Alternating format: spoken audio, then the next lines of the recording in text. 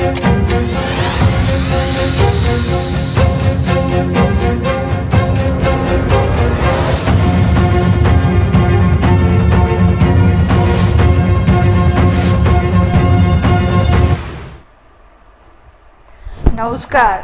यो समाचारमा स्वागत छ।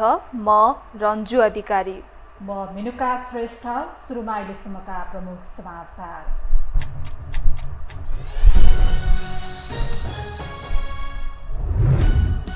सत्ता टिकाउने खेलमा केन्द्रित भएको प्रधानमन्त्री प्रचण्डमाथि आरोप। प्रश्नोत्तरका क्रममा सांसदको नाम र जवाब बिर्सिएपछि आलोचित। महत्त्वपूर्ण विषयमा गोलमुटल जवाब। सबै राजनीतिक दलहरू शक्ति सञ्चयको प्रयासमा नयाँ अनुहार एकीकृत गर्ने रासपाको कसरत। एमाले र कङ्ग्रेसका दोस्रो तहका नेताहरू सत्ता परिवर्तनको खेलमा। मनसुनी प्रणाली आजैदेखि देशैभर सक्रिय। आगामी 3 दिनसम्म 7 प्रदेशमा भारी वर्षाको सम्भावना। उच्च सतर्कता अपनाउन महाशाखाको अनुरोध। टाइटानिक जहाजको भग्नावशेष अवलोकनमा निस्किएको पनडुब्बी विस्फोट। 5 यात्रुको मृत्यु भएको पुष्टि।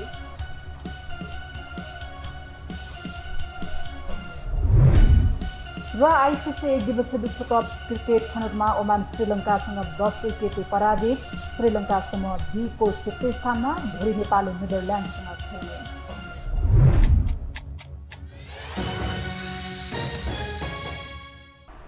अब समाचार विस्तारमा। शुक्रबारको प्रतिनिधि सभा बैठकमा प्रधानमन्त्री पुष्पकमल दाहाल प्रचण्डले सांसदहरूसँग प्रश्न उत्तर गरे। सांसदहरूले सोधेको प्रश्नको लिखित जवाब बोकेर रोस्टममा पुगेका प्रधानमन्त्री प्रचण्ड जवाब तयार पार्ने क्रममा भने अभ्यास नपुगेको जस्तो देखिएका थिए। बैठकमा प्रधानमन्त्री प्रचण्डले प्रश्नकर्ता सांसदलाई चिन्न सकेनन् भने सांसदको नाम थाहा नहुँदा त्यो प्रश्नको जवाब नै फेला पार्न सकेनन्। सांसदको नाम र जवाब खोज्न थाल्दा उल्टै प्रश्न नै बिर्सन पुगे। एक रिपोर्ट। शुक्रबारको प्रतिनिधि सभा बैठकमा प्रधानमन्त्री पुष्पकमल दाहाल प्रचण्ड खै किन हो जवाफ दिने क्रममा निकै अलमल देखिए। यसअघि नै प्रश्न प्राप्त गरेर जवाफ लेखेर बसेका प्रधानमन्त्री प्रचण्ड विद्यार्थीले चिट चोर्न खोज्दा सम्बन्धित प्रश्नको चिट हराए जस्तै गरी हतोत्साहित देखिए। संसदको रोस्टममा उभिएका उनले लेखेर ल्याएको त्यो चिट खै कता पर्यो सांसदको प्रश्न नै बिर्सने गरी खोज्दा पनि फेला पार्न सकेनन्। उनी हाँसोको पात्र बने।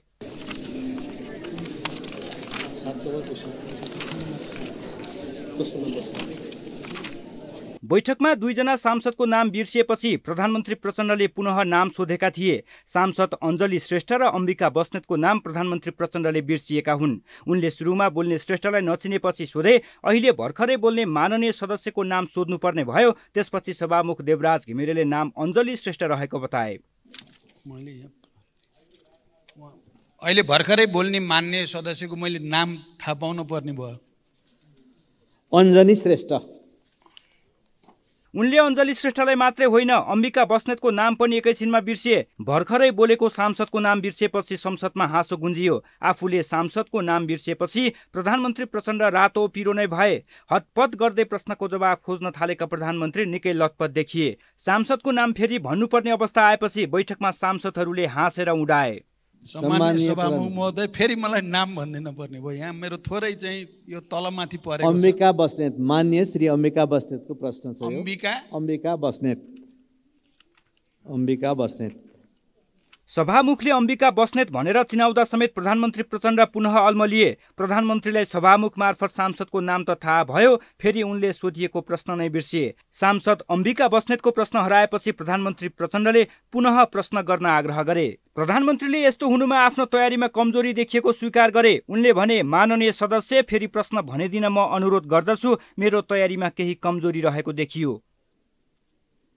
मान्य सदस्य, एकचोटि फेरि प्रश्न भनिदिन म अनुरोध गर्दछु। मेरो तयारीमा केही कमजोरी रहेको देखियो। सांसदले प्रधानमन्त्रीलाई सोध्ने प्रश्न पहिले नै प्रधानमन्त्री कार्यालयमा संसद सचिवालय मार्फत गइसकेको हुन्छ र सम्बन्धित मन्त्रालयबाट जवाफ लेखेर पठाइन्छ। तर शुक्रबारको बैठकमा प्रधानमन्त्री प्रचण्ड निकै अल्मलिए। प्रधानमन्त्रीको तयारीमा कमजोरी देखेपछि सांसद अशोक कुमार चौधरीले आफ्नो पालामा भने, सम्माननीय प्रधानमन्त्रीज्यू, मेरो नाम अशोक कुमार चौधरी हो, फेरि नझुकिनुहोला। सम्माननीय प्रधानमन्त्रीज्यू, मेरो नाम नोट गर्नुहोला। मेरो नाम अशोक कुमार चौधरी, फेरि भुल्नुहोला। शुक्रबारको बैठकमा सांसदहरूले महत्त्वपूर्ण विषय समेत उठाएका छन्।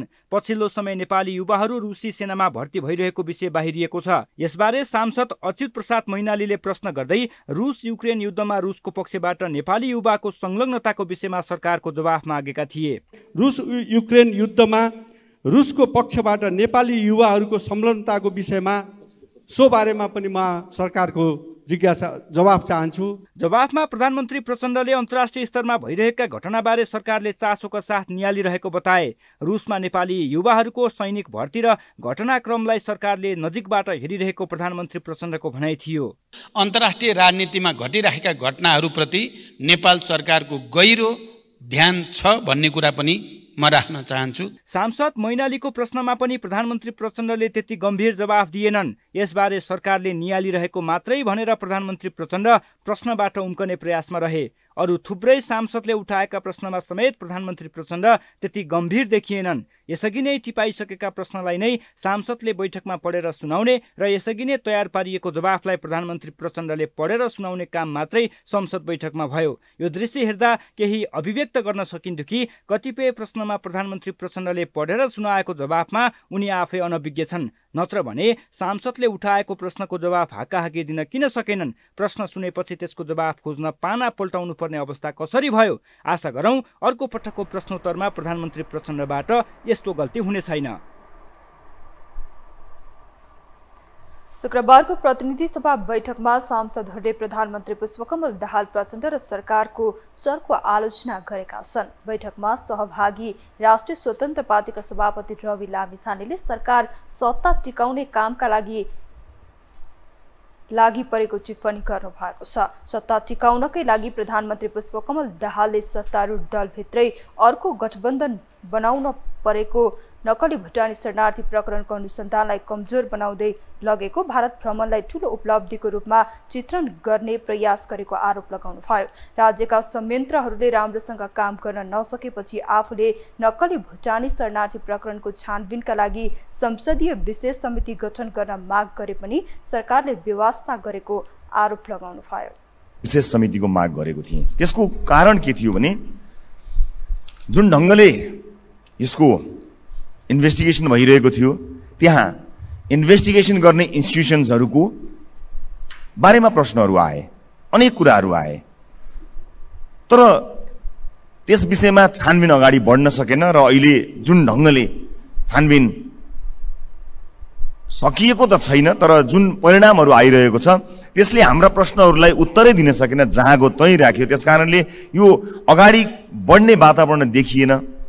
सरकार अल्मलियो, सरकार गठबन्धन भित्र पनि अर्को गठबन्धन बनाउनेतिर लाग्यो। सरकारमै सहभागी भएका दलहरूले अर्को गठबन्धन बनाएको हामीले थाहा पायौँ। यो चाहिँ यो मोर्चा बनाएको थाहा पायौँ। मोर्चामा सरकारमै भएका दलहरू छन्।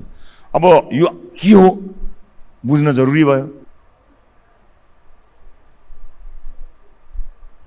बैठकमा नेकपा एमालेका सचिव एवं सांसद योगेश कुमार भट्टराईले नेपाल वायु सेवा निगममा नयाँ कर्मचारी भर्ती गर्नु नेपाल आमाको रगत खाए जस्तै भएको टिप्पणी गर्नुभयो। उहाँले नेपाल वायु सेवाको हालत हिमाल सिमेन्ट कारखानाको जस्तो अवस्थामा पुग्न लागेको बताउनुभयो। उहाँले यदि ग्राउन्ड ह्यान्डलिङ उड्डयन प्राधिकरणले अन्य कम्पनीलाई दिए वायु सेवा निगम थला पर्ने भन्दै उहाँले वायु सेवा निगमका कर्मचारीले तलब खाने मुख्य स्रोत नै ग्राउन्ड ह्यान्डलिङ भएको भन्दै हवाई उडानबाट नाफा नभएको बताउनुभयो।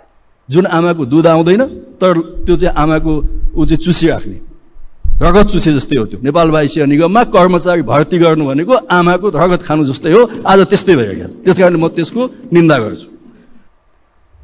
आजको बैठकमा सांसदहरूले नेपालको सिमानाको सुरक्षा गर्ने जिम्मा नेपाली सेनालाई दिनुपर्ने सुझाव दिएका थिए भने चर्चित भ्रष्टाचार काण्डहरूको छानबिन गर्न समेत सरकारसँग माग गरेका थिए।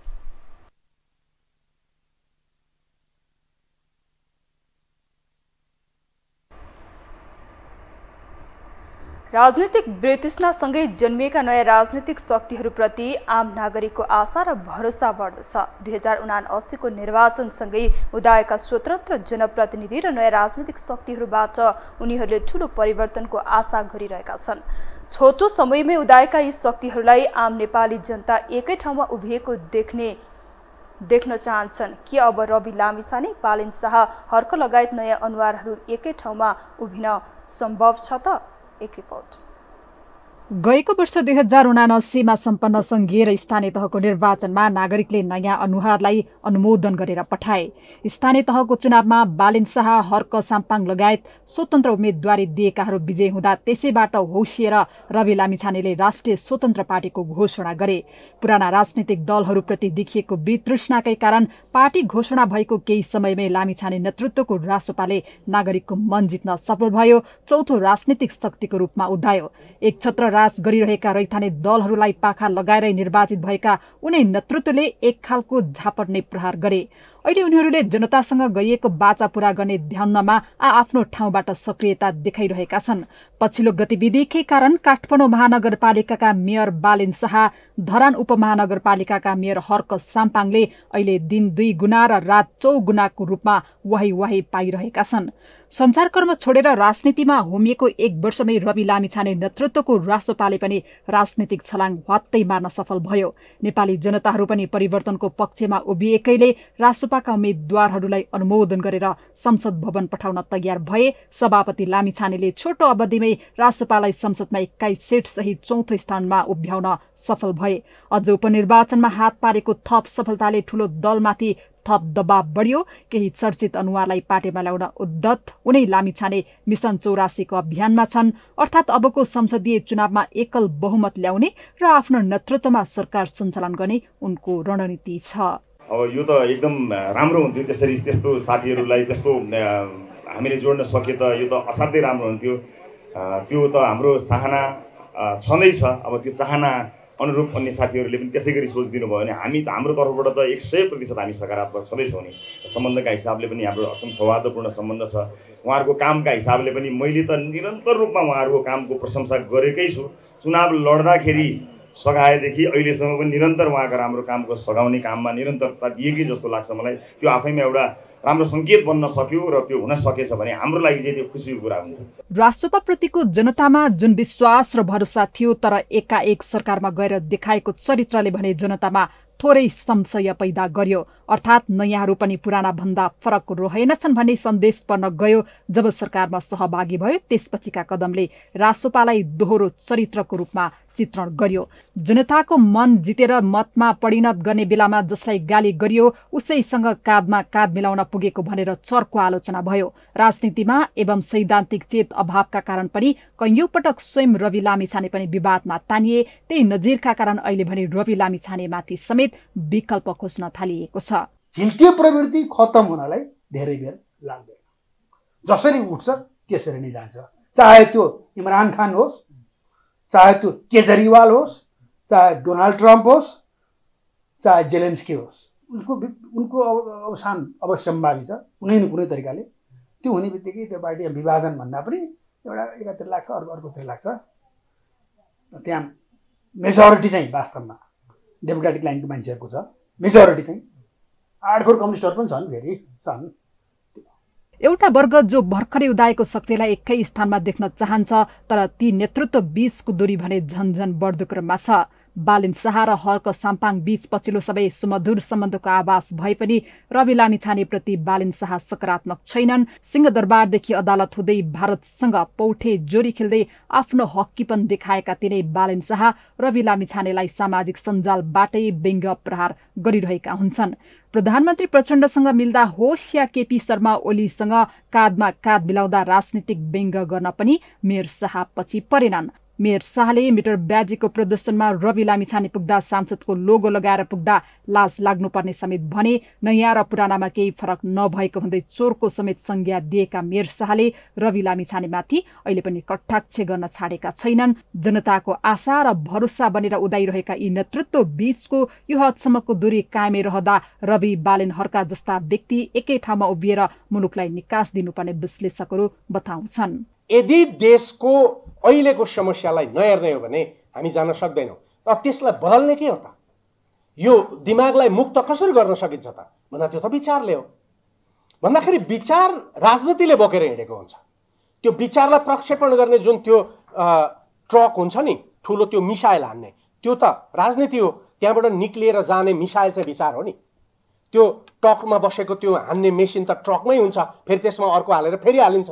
त्यो जाने भने मिसाइल, त्यो मिसाइल भने के हो? त्यो मिसाइल भने विचार हो। त्यसो त 2079 को निर्वाचनसँगै थ्रेट महसुस गरेका रैथाने दलहरू रवि, हर्क, बालेनहरू एक ठाउँमा उभिन सक्ने अवस्था आए 2084 को निर्वाचनमा बढारिने अवस्थामा छन्।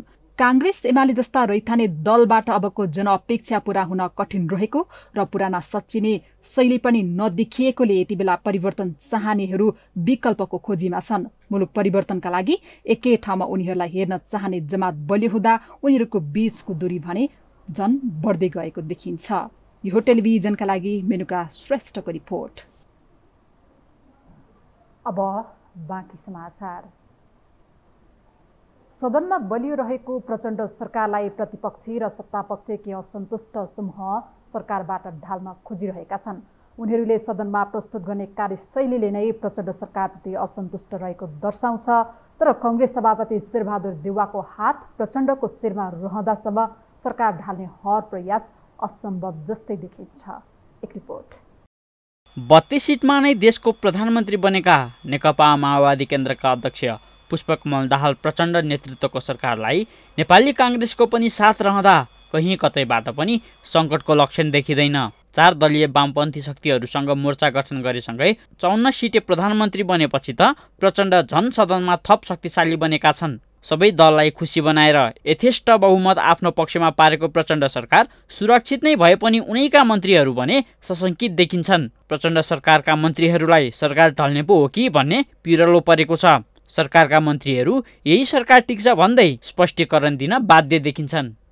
अहिलेसम्म हामी परम्परा धानिरहेका छौँ, परम्परामा चलेका छौँ र जसले भन्नुभयो, जो बोल्नुभयो उहाँले पनि परम्परा बोल्नुभयो, हिजोको प्र्याक्टिस बोल्नुभयो होइन। तर त्यस्तो विषय कुनै नियम कानुनमा बजेटमा संशोधन भयो भने सरकार ढल्न पर्छ भने काहीँ कानुनी व्यवस्था भएको जस्तो मलाई लाग्दैन होइन। सामान्य प्रधानमन्त्रीको नेतृत्वमा भ्रष्टाचार विरुद्धको अभियानले दृढतापूर्वक अगाडि बढ्न खोज्दैछ, अगाडि बढ्दैछ र यसका अभियानहरू अझ अगाडि बढाउने भन्ने कुरा पनि छ। त्यसकारण के हो त भन्नुहुन्छ भने सरकार के होला कसो होला भन्दा पनि सरकारले राम्रो काम गर्दै जाँदाखेरिमा स्वतः सरकार र जनता जोडिने कुरा हुन्छ। जनताको समर्थन भयो भने सरकार केही हुँदैन भन्ने नै लाग्छ। 2 महिना सत्ता यात्रा गरेर सरकारबाट बाहिरिन बाध्य बनेको प्रमुख प्रतिपक्षी दल नेकपा एमाले त्यसको छटपटीमा छ। मदारीले बाँदर नचाएझै एमालेलाई अस्थिर प्रचण्डले नचाएपछि क्रुद्ध बनेको एमालेका दोस्रो तहका नेताहरू निरन्तर कांग्रेससँगको छलफलमा छन्। अस्थिरताको अन्त्य गर्न कांग्रेस र एमाले मिलनबिन्दुमा आउनै पर्ने उनीहरूको बुझाइ छ। त्यसैले आफूहरूले चाहे प्रचण्ड सरकारलाई एक साताभित्र फेरबदल गर्न सक्ने चेतावनी दिइरहेका छन्। यो सरकारलाई हामीले कुनै मेहनत गर्न पर्दैन। यदि नेकपा एमाले चाहेर यसलाई ढाल्नका लागि प्रयत्न गर्ने हो भने हामी 1 हप्ताभित्रमा यो सरकारलाई हामी ढाल्न सक्छौँ। यो सरकारको आयु कुनै प्रत्येक दिन यो सरकारको आयु 1 दिनका लागि हो, भोलिपल्ट अर्को 1 दिनका लागि हो। कतिखेर यो सरकार ढल्ने यो एमालेका कारणले गर्दाखेरि होइन, एमालेको प्रयत्नले गर्दाखेरि होइन। उहाँहरूको बिचको जुन प्रकारको अन्तर्विरोध छ, असमझदारी छ, चाहिँ जुन खालको अविश्वास छ, त्यसका कारणले गर्दा पनि यो सरकार लामो समय टिक्दैन भन्ने कुरा देखाइसकियो। यता सरकारमा नै सामेल दल नेपाली कांग्रेसभित्रबाट पनि सरकारको व्यापक आलोचना भइरहेको छ। शेखर गगन समूहका नेताहरू सरकारसँग असन्तुष्ट छन्। कांग्रेसभित्रका असन्तुष्ट पक्षहरू यो सरकारबाट पार नलाग्ने भन्ने निष्कर्षमा पुगिसकेका छन्। कांग्रेसले चाहे जुनसुकै बेला एमालेसँग मिलेर सत्ता यात्रा गर्न सक्ने अवस्था छ। कांग्रेसका दोस्रो तहका नेताहरू पार्टी नेतृत्व र सरकारसँग रुष्ट भएको उनीहरूले संसदमा बोल्ने शैलीले नै पुष्टि गर्छ। हामी सरकारमा गएपछि हामीले कति डेलिभर गर्न सक्यौँ त? पार्टीले सरकारलाई यसरी जानुपर्छ भनेर मार्गचित्र दिन सक्यो कि सकेन? अनि पार्टीले भने बमोजिम सरकार चल्यो कि चलेन? हाम्रा प्राथमिकताहरू हामीले निर्धारण गर्न सक्यौँ कि सकेनौँ? जनताका खास मुद्दाका सन्दर्भमा हामी स्पष्ट हुन सक्यौँ कि सकेनौँ? त्यसमा चाहिँ हामीले बनाउने डकुमेन्टले प्रश्न गर्छ, हाम्रो नेतृत्वले सार्वजनिक रूपमा दिने अभिव्यक्तिले प्रश्न गर्छ र चाहिँ हामीले संसदमा प्रस्तुत गर्ने विषयले प्रश्न आउँछ। कांग्रेसमा असन्तुष्ट पक्षको कार्यशैली र एमालेले दिने चुनौतीले सदनमा बलियो देखिएको प्रचण्ड सरकारका मन्त्रीलाई त्रसित बनाएको छ। प्रचण्ड सरकार आफैमा कमजोर त छैन, तर सत्तापक्षका नेताहरू बीच नै हुने मनमुटावले प्रतिपक्षीलाई खेल्ने मौका मिलेको छ। सरकार जनताका खास मुद्दामा स्पष्ट हुन नसकेको सत्तापक्षकै नेताहरू बताइरहेका छन्। तर प्रतिपक्ष र असन्तुष्ट समूहले जतिसुकै सरकार ढाल्ने कोसिस गरे पनि कांग्रेस सभापति शेरबहादुर देउवाको हात प्रचण्डको शिरमा रहँदासम्म सरकार गिराउने हर प्रयास असम्भव देखिन्छ। यो टेलिभिजनका लागि निरज कोइराला, काठमाडौँ। पहिलो संविधान सभा चुनावमा पहिलो पार्टी बनेको माओवादी केन्द्र अहिले तेस्रो शक्तिमा खुम्चिएको छ। राष्ट्रिय राजनीतिमा नयाँ अनुहार र नयाँ राजनीतिक दलको वर्चस्व बढ्दा सत्तामा रहेर पनि अस्तित्व सङ्कटमा रहेको माओवादी केन्द्र विरक्तिएकाहरूलाई बटुलेर बलियो बन्ने दिवा सपनामा रहेको छ। एक रिपोर्ट। राष्ट्रिय राजनीतिमा नयाँ अनुहार र नयाँ राजनीतिक दलको वर्चस्व बढ्दा पुराना राजनीतिक दलहरू अस्तित्व सङ्कटोन्मुख छ। उदाहरण माओवादी केन्द्रको हविगत नियाले पुग्छ।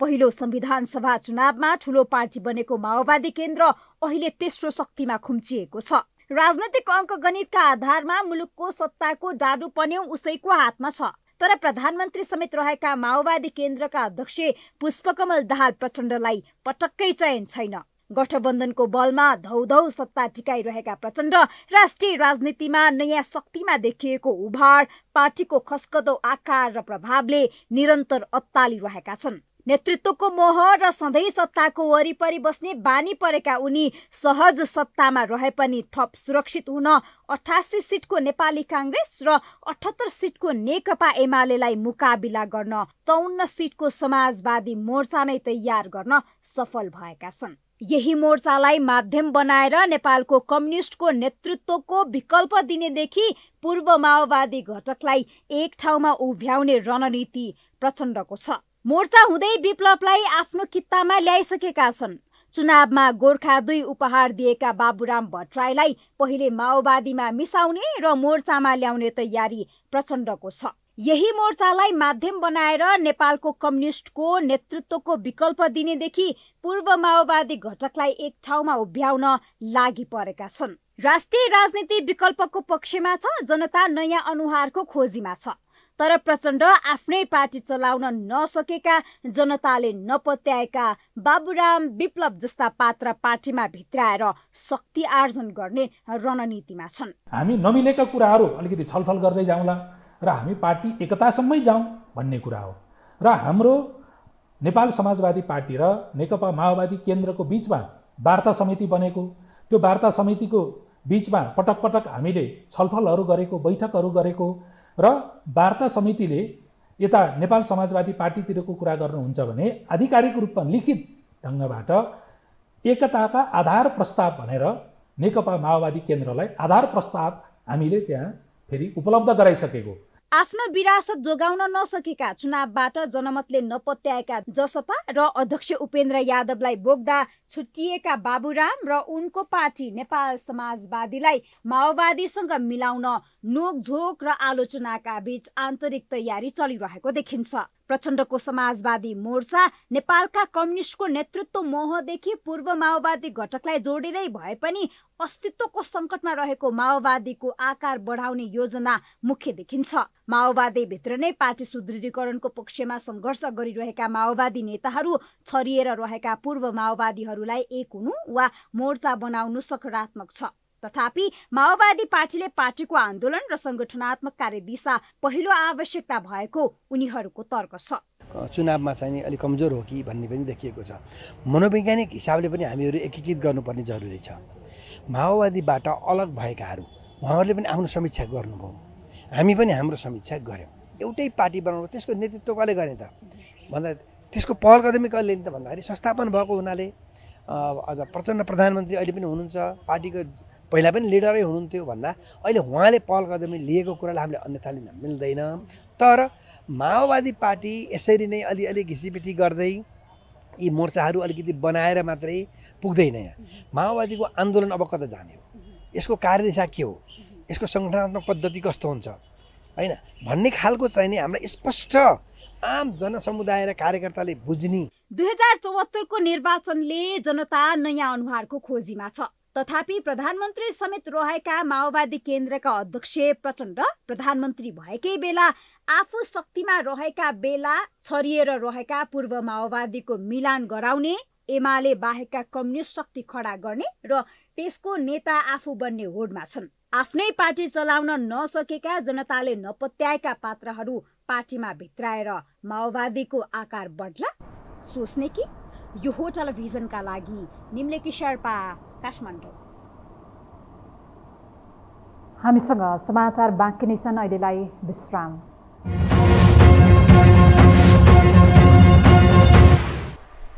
विश्रामपछि स्वागत छ। अब बाँकी समाचार। काठमाडौँ महानगरपालिकाको आगामी आर्थिक वर्ष 2080-81 को वार्षिक नीति तथा कार्यक्रम पारित भएको छ। आज राष्ट्रसभा गृहमा बसेको 13औं अधिवेशनको दोस्रो बैठकमा छलफलपछि नीति कार्यक्रम पारित भएको हो। अधिवेशनको पहिलो बैठकमा महानगरपालिकाका प्रमुख शाहले चालु आर्थिक वर्षका कार्यक्रमलाई 52 बुँदामा समीक्षा गर्दै आगामी वर्षका लागि 11 बुँदामा नीति र 125 बुँदामा कार्यनीति पेश गर्नु भएको थियो। आजको बैठकमा नगरसभाका 17 जना सदस्यले धारणा राखेका थिए। उनीहरूले सरसफाइमा प्रविधि र उपकरण थप गर्ने, विद्यालयमा दिँदै आएको दिवा खाजाको रकम पुनरावलोकन गर्नुपर्ने, वर्षौंदेखि करार सेवामा रहेका कर्मचारीहरूलाई प्रक्रिया पूरा गरेर स्थायित्व प्रदान गर्नुपर्ने लगायत सुझाव दिएका थिए।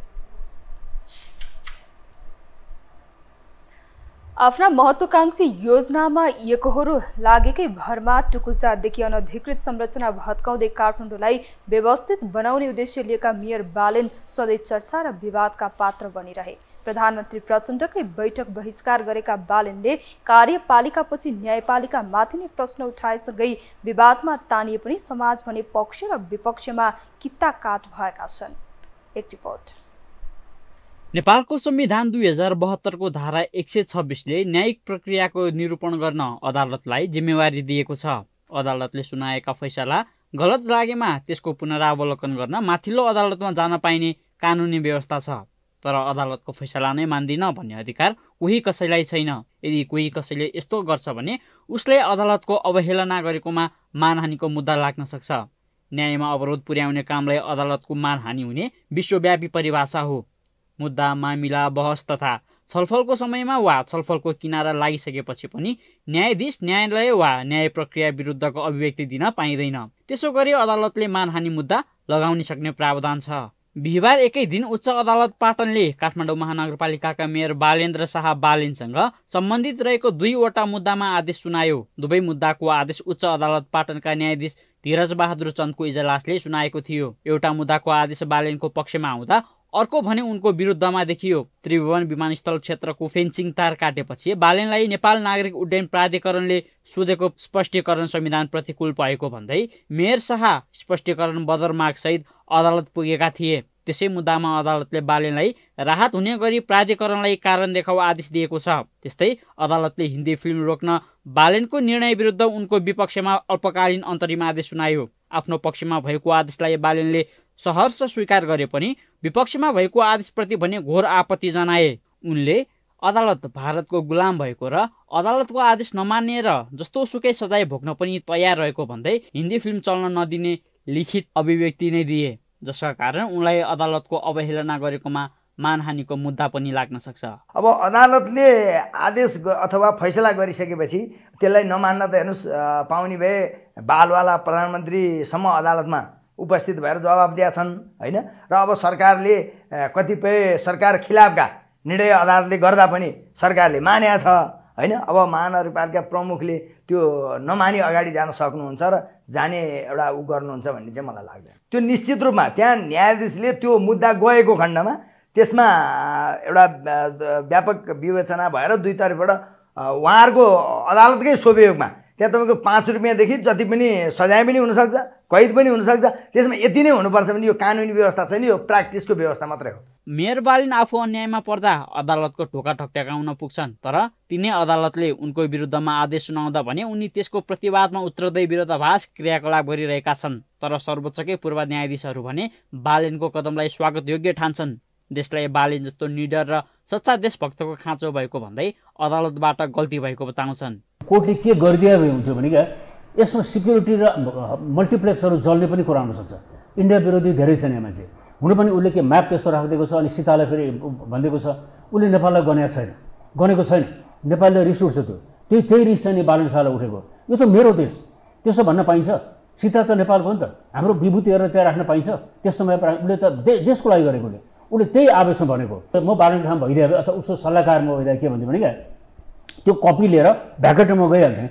र त उसको बोलेकोलाई म क्रिटिसाइज गरिदिने। बालुनी शाहहरू धेरै चाहिएछ, सोडी मुहावलीहरू धेरै चाहिएको देशलाई, धेरै पार्लियामेन्ट 275 जनामा कमसेकम 90% चाहिँ यस्ता मान्छे भइदियो भने धेरै हुन्थ्यो नि। अहिलेका काम छैन। सर्वोच्चले नेकपा फुटाएर एमाले बिउताउँदा प्रफुल्ल बनेका पूर्व प्रधानमन्त्री केपी शर्मा ओली पछि सर्वोच्चले नै प्रधानमन्त्री खोसेपछि छटपटिएका थिए। संविधान विघटनलाई पनि अदालतले नै उल्टाएपछि ओली अदालतमाथि खनिएका थिए। शक्ति पृथकीकरणको सिद्धान्त अनुरूप चलेको व्यवस्थामै न्यायालयमाथि सत्ताधारीले पटक पटक प्रश्न उठाइरहेका छन्। स्थानीयदेखि केन्द्र सरकारको नै नेतृत्व गरेकाले पनि आफ्नो पक्षमा नहुँदा न्यायालयमाथि धावा बोल्ने गरेका छन्। व्यवस्थाको रक्षा गर्नेहरू नै न्यायालयमाथि सशङ्कित बनिरहँदा आम सर्वसाधारणले निष्पक्षतामा कसरी विश्वास गर्ने? यो हो टेलिभिजनका लागि निरज कोइराला, काठमाडौँ। अब बाँकी समाचार। प्रहरीले अवैध लागु औषध कारोबार गरे 5 जना विदेशी नागरिक सहित 12 जनालाई पक्राउ गरी सार्वजनिक गरेको छ। प्रहरीले काठमाडौँ उपत्यकामा लागु औषध अवैध कारोबार भइरहेको भन्ने सूचनाको आधारमा लागु औषध नियन्त्रण ब्युरोबाट खटिएको प्रहरीको टोलीले अवैध लागु सहित कारोबार गर्ने 5 जना विदेशी नागरिक सहित 12 जनालाई पक्राउ गरी सार्वजनिक गरेको हो। आज पत्रकार सम्मेलनको आयोजना गरेर पक्राउ परेका 12 जनालाई सार्वजनिक गरिएको लागु औषध नियन्त्रण ब्युरोका प्रवक्ता प्रहरी परीक्षक चक्रराज जोशीले जानकारी दिनुभयो। 28 गतेदेखि अहिले 7 गतेसम्म सञ्चालन भएको विभिन्न अपरेसनमा हामीले 12 जना व्यक्तिहरूलाई पक्राउ गरेका छौँ, जसमा 5 जना विदेशी र 7 जना नेपाली नागरिक हुनुहुन्छ। 2 जना हामीले कारबाही पक्राउ गरेर पोखरामा बुझाइएको छ भने 1 जना हस्पिटलमा हुनुहुन्छ। यसमा टोटल हामीले बरामद गरेको लागु औषधमा एलएसडी स्टिकर 10,131 पिस, लागु औषध मेथाम्फेटामाइन 40.85 ग्राम, कोकिन 3.7 ग्राम, लागु औषध चरेस 6 केजी 860 केजी 6.860 केजी, खैरो हिरोइन 100 ग्राम, गाँजाको धुलो 4.750 केजी र कोडिन 16 बोतल। बरामद नगद रु 1,39,000 700 युरो, 530 टर्किस र 50 थाई चाहिँ बरामद भएको छ।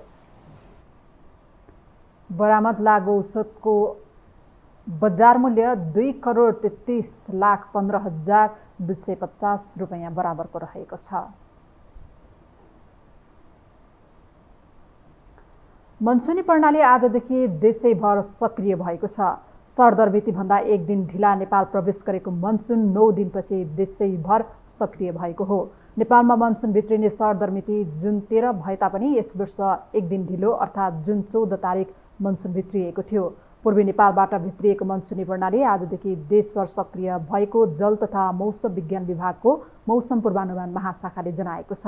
देशभर मनसुन फैलिएको र सक्रिय अवस्थामा रहेकाले आगामी 3 दिनसम्म 7 प्रदेशमा वर्षा हुने महाशाखाले जारी गरेको बुलेटिनमा उल्लेख छ।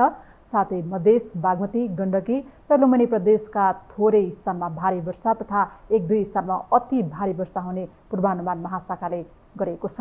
महाशाखाले मनसुनको समयमा बाढी पहिरोको सम्भावना हुने भएकाले सतर्कता अपनाउन पनि अनुरोध गरेको छ।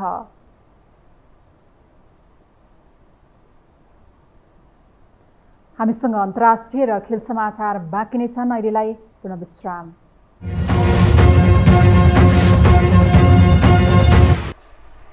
विश्रामपछि पुनः स्वागत छ। अब पालो अन्तर्राष्ट्रिय समाचारको।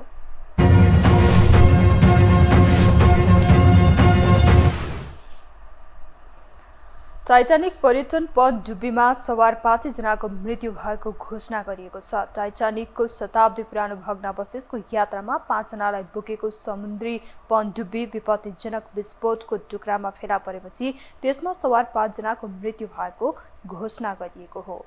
एक रिपोर्ट।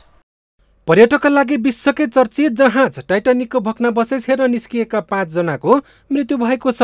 आइतबारदेखि हराइरहेको यो पनडुब्बीमा 5 यात्री सवार थिए। यसमा पाकिस्तान मुलुकका अर्बपति व्यापारी शाहजादा दाउद र उनका छोरा सुलेमान दाउद, बेलायती अर्बपति व्यापारी हमिश हार्डिङ, फ्रान्सेली अन्वेषक पल हेनरी नार्गेलेट र साहसिक यात्राको व्यवस्थापन गर्ने कम्पनीका प्रमुख कार्यकारी स्टकटन रस समावेश थिए। पनडुब्बीमा यस घोषणासँगै 5 दिनको लामो खोज अभियान समाप्त भएको अमेरिकी तटरक्षक गार्डले बताएका छन्। रोइटर्सका अनुसार क्यानाडाली जहाजबाट खटाएको रोबोट ड्राइभिङ गाडीले बिहिबार बिहान उत्तरी एटलान्टिकको दुर्गम कुनामा पनडुब्बी टाइटनको एउटा भग्नावशेष फेला पारेको थियो।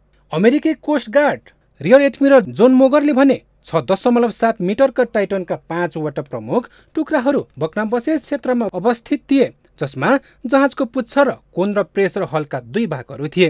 Oh my gosh, here's the bow, guys. You guys see it? Look at that, though, how it just kind of emerges out. संयुक्त राज्य अमेरिका स्थित कम्पनी ओसन गेट एक्सपिडिसनद्वारा सञ्चालित टाइटानिकको पर्यटक बोकेको पनडुब्बी गत आइतबार बिहान सम्पर्क विच्छेद हुन पुगेको थियो। समुद्रको गहिराईमा प्रवेश गरेको 2 घण्टा 45 मिनटमा नै सम्पर्क विच्छेद भएको सो पनडुब्बी खोज्नका लागि आइतबारदेखि नै 5 राष्ट्रका पनडुब्बी विज्ञहरूले खोज तलास सुरु गरेका थिए। विश्व प्रसिद्ध पानी जहाज टाइटानिक हेर्न गएका उक्त जहाजको टुक्राहरू फेला परेपछि विस्फोट भएको पुष्टि भएको थियो। टाइटानिकको भग्नावशेष क्यानाडाको तटबाट 400 नटियल माइल टाटा एटलान्टिक महासागरको मुनि 3800 मिटर तल छ। आजभन्दा 112 वर्ष अघिको एउटा चकमन्न रातमा अधिकांश यात्रु मस्त निन्द्रामा रहेको बेला अप्रिल 1912 मा आफ्नो पहिलो यात्रामा आइसबर्गमा ठोक्किएपछि टाइटानिक जहाज डुबेको थियो। यो आफ्नो समयको सबैभन्दा ठूलो जहाज थियो। यसमा सवार 2200 यात्री र चालक दलका सदस्य मध्ये 1500 भन्दा बढी मारिएका थिए, जुन जहाज 1985 अर्थात् 73 वर्षपछि पत्ता लागेको थियो। पछिल्लो वर्षहरूमा सानो पनडुब्बीबाट टाइटानिक जहाज देखाउनका लागि पर्यटकहरू पठाउन थालिएको थियो, जसमध्येको कम्पनी ओसन गेट एक्सपिडिसनले प्रति यात्रु 8 दिनको यात्राका लागि $2.5 लाख अर्थात् करिब 3 करोड 28 लाख रुपैयाँ भन्दा बढीको टिकट किन्नुपर्ने हुन्छ। यो हो टेलिभिजनका लागि मिङमा शेर्पा, काठमाडौँ। अब पालो खेल समाचारको।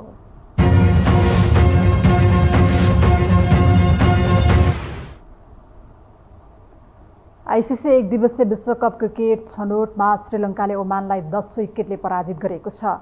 जिम्बाब्वेको बुलायोयामा ओमानले दिएको 79 रनको सामान्य लक्ष्य श्रीलङ्काले कुनै पनि विकेट नगुमाई 15 ओभरमा भेट्टायो। उसका लागि दिमुथक करुणारत्नेले 61 र पनुत निशङ्काले 37 रन बनाए। यसअघि टस हारेर पहिले ब्याटिङको निम्तो पाएको ओमान 30 ओभर 2 बलमा 98 रनमा अल आउट भयो। उसका लागि आयान खानले 41, जितेन्द्र सिंहले 21, फाया जपटले 13 रन बनाउनु बाहेक अरू कसैले पनि दोहोरो अङ्कको रन बनाउन सकेनन्। श्रीलङ्काका बिनिन्दु हसरङ्गाले 5, लाहिरू कुमाराले 3 र कसुन रजिथाले 1 विकेट दिए। लगातार दोस्रो जितसँगै श्रीलङ्का 4 अङ्कका साथ समूह बी को शीर्ष स्थानमा पुगेको छ। 3 खेलमा 4 अङ्क भएको ओमान दोस्रो स्थानमा छ। यस्तै छनौट प्रतियोगिता अन्तर्गत भोलि नेपाल र नेदरल्यान्ड्स बीच प्रतिस्पर्धा हुँदैछ। खेल समाचार सँगै हामी यो समाचारको अन्त्यमा आइपुगेका छौँ। बिदा हुनु अघि प्रमुख समाचार पुनः एकपटक।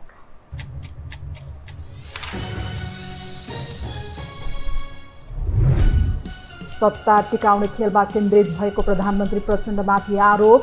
प्रश्नोत्तरका क्रममा सांसदको नाम र जवाफ बिर्सिएपछि आलोचित। महत्त्वपूर्ण विषयमा गोलमुटोल जवाफ।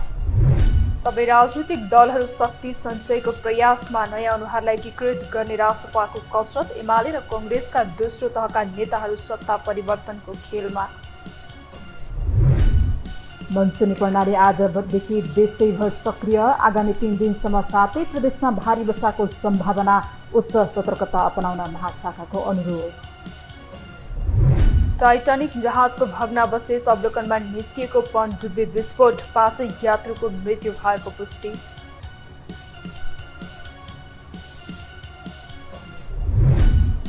र आइसिसी 1 दिवसीय विश्वकप क्रिकेट छनौटमा ओमान श्रीलङ्कासँग 10 विकेटले पराजित। श्रीलङ्का समूह बी को शीर्ष स्थानमा। भोलि नेपालले नेदरल्यान्ड्ससँग खेल्ने।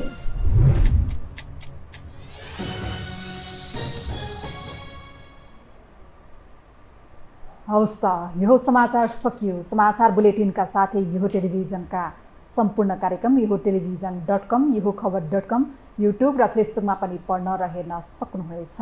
मोबाइलमा यो टिभी एप डाउनलोड गरी हामीलाई प्रत्यक्ष हेर्न सक्नुहुनेछ।